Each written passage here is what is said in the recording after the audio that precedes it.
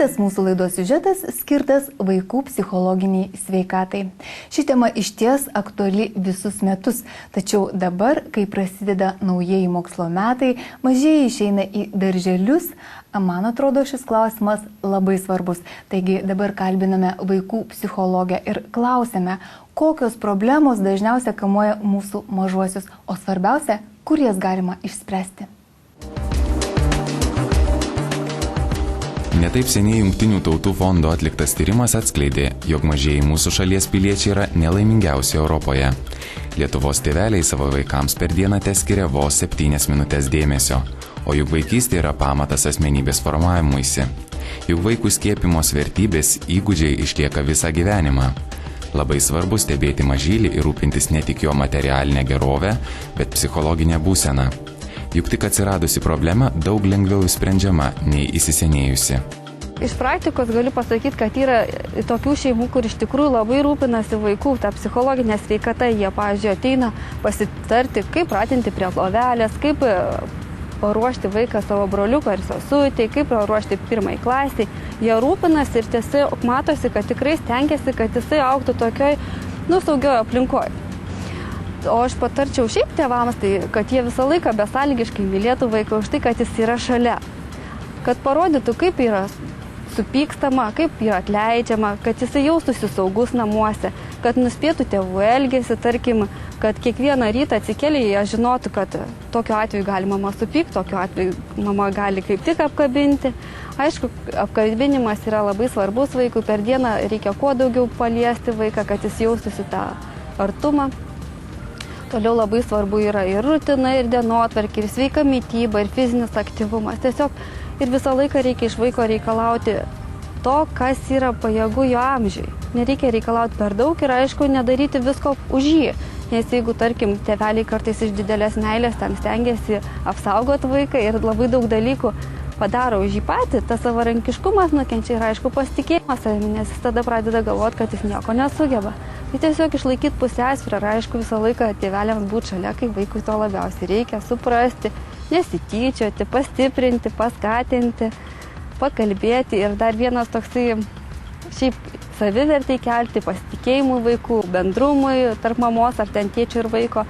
Tai yra vakariniai pasikalbėjimai, kai jau ramu, atsigula į lovą vaikas, tai tiesiog aptarti visą dieną, kaip jam sekėsi ir kada nusiminė, kaip jam tenai pavyko kažką pasiekti ir viską aptarti, tiesiog tokį kaip užbaigimą dienos padaryti, kad vaikas jau viską išsikrovęs eitų miegoti ramiai. Ir aišku, tėvai turi ten dėmesingai išklausyti ir nepertraukti.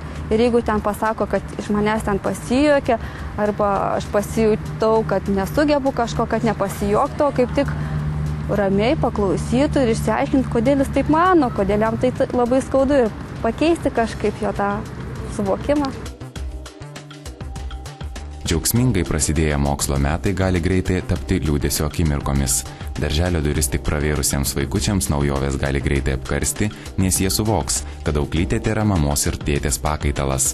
O pirmoje klasėje vaikas gauna tokią streso dozę, kaip suaugęs žmogus keičiantis darbą. Tik vaiko emocijos kur kas stipresnės. Ir jeigu tėveliai mato, jog vaikas yra neramus, jį ėmė kankinti nemiga, dingo apetitas ir nuolat vaikšto liūdnas, jau dėrėtų ieškoti profesionalios pagalbos. Medicinos centras Neuromeda garsėja ne tik šiuolaikinio labai efektyvaus gydymo metodais, bet ir dėmesingumu savo klientams ir norų bei galimybėmis jiems padėti visiškai pasveikti. Pirmiausia, tai kai vaikas ateina su tėveliais ar atveda kas nors, tai mes išsiaiškiname, kokia problema, žiūrime visą aplinką, kas tenai vyksta, ištiriam, įvertinam būklę, pasižiūrim, kokie yra tinkamiausi metodai, priemonės, pasišnekame visi kartu, susidarom kažkokį planą ir siekiam visi bendrų rezultatų, tų tikslų. Ir tada jau gaunasi tokia visapusiška pagalba. Ir tas trečias asmuo, kaip psichologas, jis mato viską iš šono. Kartais to nepastebi ar vaikai, ar tėvai. Bet iš tikrųjų tėvai turbūt daugiau turėtų dėti pastangų. Čia labai įvairiai. Jeigu yra mažas vaikelis, tai aišku, tėvai turi daugiau dėti pastangų. Ir kuo vaikas auga, stiprėja, to mažiau tėvų gali prisidėti prie tos pagalbos. Bet kitu atveju visą laiką vaikas yra su tėvais. Tai norint vaiką keisti, reikia, kad ir tėvai šiek tiek keistųsi. Tai viskas yra susiję.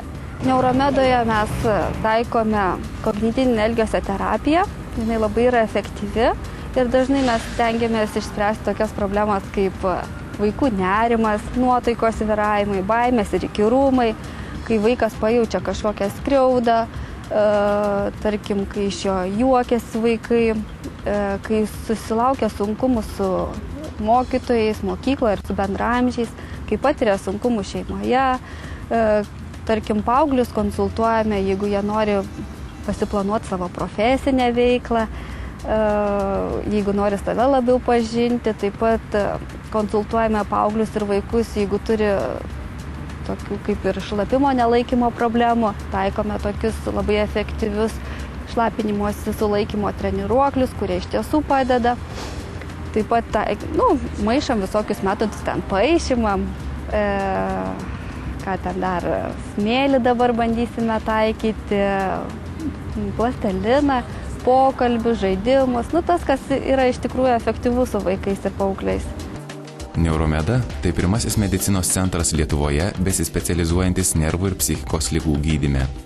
Psichologinės pagalbos centras savo veiklą pradėjo Kaune, o šiemet tik neseniai atvėrė duris ir Vilniuje. Įstaigoje dirbantys specialistai nuolat tobulinasi Lietuvoje bei užsienyje, dalyvauja tarptautiniuose moksliniuose tyrimuose ir programuose.